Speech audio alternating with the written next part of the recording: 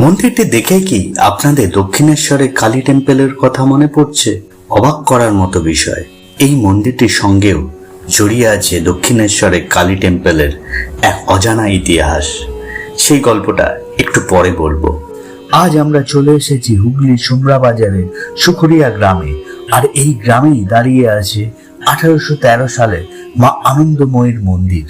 25টি চূড়া, 12টি শিব মন্দির আর অপূর্ব টেরাকোটার কাজ, যা নাকি অনুপ্রেরণা দিয়েছিল দক্ষিণেশ্বরের মন্দিরের নির্মাণে। হুগলি জেলার বলাগড় থানার অন্তর্গত সুখুরিয়া গ্রামের ঐতিহ্যবাহী মা আনন্দময়ীর কালী মন্দির বাংলার প্রাচীন শাক্ত তীর্থগুলির মধ্যে অন্যতম। টেরাকোটা শিল্প, জমিদারি ইতিহাস এবং আধ্যাত্মিক মাহাত্ম্যের ভরপুর এই মন্দির শুধু ধর্মীয় স্থান নয়, এটি বাংলার স্থাপত্য ঐতিহ্যের এক অমূল্য সম্পদ।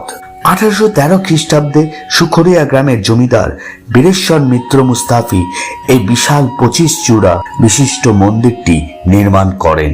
মুস্তাফি কোনো পদবী নয়, এটি একটি সম্মানজনক উপাধি। 6 ফুট উঁচু ভিতের উপর দাঁড়িয়ে আছে এই মন্দিরটি। প্রায় 70 ফুট উচ্চতার এই বিশাল মন্দির 3 চালা বিশিষ্ট স্থাপত্য শৈলীতে তৈরি।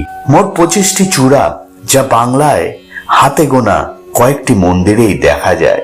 স্তম্ভ, খিলান ও বাইরের অংশে অপূর্ব টেরাকোটার কাজ আপনারা দেখতে পাবেন। মন্দিরের প্রাঙ্গণে আছে মোট 12টি শিব মন্দির, বাঁদিকে 6টি এবং ডান দিকে 6টি। এরই মধ্যে 2টি পঞ্চরত্ন ও 10টি 8 চালা শৈলীতে তৈরি এই শিব মন্দিরগুলি। মধ্যস্থলে বিরাজমান মা আনন্দময়ী। লোককথা অনুযায়ী শোনা যায়, রানী রাসমণি নবদ্বীপ যাওয়ার পথে গঙ্গাবক্ষে যাত্রাকালে এই মন্দির দেখে মুগ্ধ হন।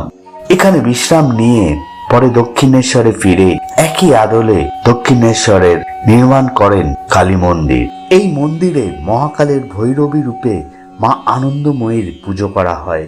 প্রতি অমাবস্যায় বিশেষ পুজো ছাড়াও রাসের উৎসব এখানে অত্যন্ত সমারোহে পালিত হয়। কাটোয়া কালনা লাইনে সোমরা বাজার স্টেশনে নেমে সেখান থেকে টোটো বা রিক্সায় 10 থেকে 15 মিনিটে আপনি চলে আসতে পারেন এই স্থানে। ভক্তি যদি আপনার শক্তি হয় আর বাংলার ইতিহাস যদি আপনার ভালোবাসা হয়, তাহলে এই যাত্রায় আমার সঙ্গে থাকুন। ভিডিওটি ভালো লাগলে লাইক করুন, শেয়ার করুন এবং সাবস্ক্রাইব করুন। আবার ফিরবো বাংলার আরেক লুকোনো বিস্ময় নিয়ে। ততদিন ভালো থাকবেন, সুস্থ থাকবেন।